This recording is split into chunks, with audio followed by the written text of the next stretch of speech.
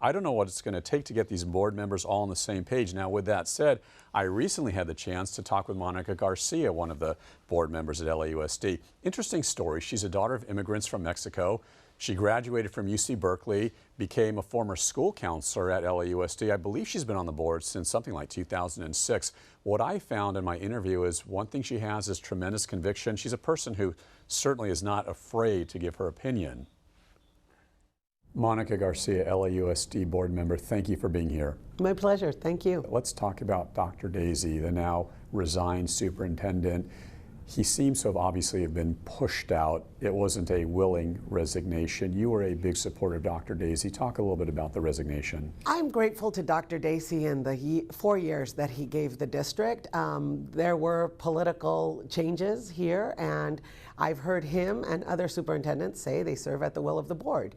And so when 4 board members are unwilling to stand in support of a superintendent doing transformational work, then changes happen. And I know John Daisy was a man who defined his job at pushing the system to the max. My biggest problem is that we're not at 100% graduation. My biggest problem is that only 52% of our third graders read at grade level, and we are 45th in the nation in per pupil spending. Yet in trying to improve all of these things that you just mentioned, why here at LAUSD is it such a battle of politics as opposed to a battle in the classroom? The politics of how do we do our work is a question that we need the greater LA Unified to participate in.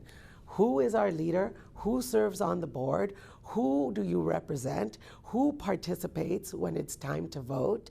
And who will be responsible for holding ourselves accountable for that class of 2027? In recent years, in fairness to LA Unified, test scores have increased a bit. The dropout rate has decreased. The high school graduation rate, as you earlier pointed out, is at about 70%.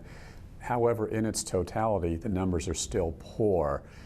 What seems so encouraging about that at this point, and how do we fix it going forward? We have to recruit families to our schools, and we're doing that by making them small, making them personal, and making them having different strategies. So high expectations, high support across the district. If you're working today, Bravo Medical Magnet, let's leave them alone. They're very successful. Schools that aren't working, President Obama called on all of us to shut down dropout factories, right? How do you as a board member affect change without getting the unions all over you? LA Unified, like LA City, we're a union town.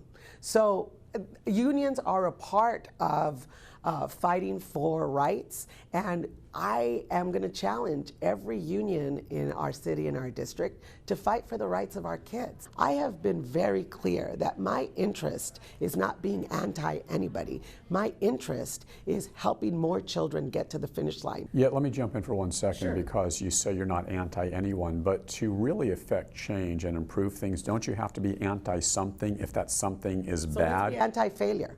Let's be anti the crisis of dropouts. What is very right at LAUSD? What is very wrong at LAUSD? I hear every day from people who are impatient and fed up with we haven't gotten it right. And sometimes we are ineffective at talking about what the fight is about. What is very right about LAUSD is the belief system that is trying to organize around 100% graduation. We have seen our schools through public school choice, through building new schools, through pilot schools, through magnet schools. We have high quality opportunities in this district.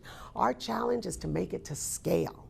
And that means in every neighborhood and every classroom for every child. That's a big goal. And a tough task at that. Now, Garcia has won re-election 3 times to the school board and was supported by the County Federation of Labor, although she told me that doesn't matter. She says she's not afraid to ruffle any feathers, and the board, the district, and the unions, well, they all must work together, and obviously Rick and Elizabeth understand what everybody's been talking about. There's one common goal, educating these kids, right? Well, it's about the kids. It's about the kids. I mean, that's what you can't forget.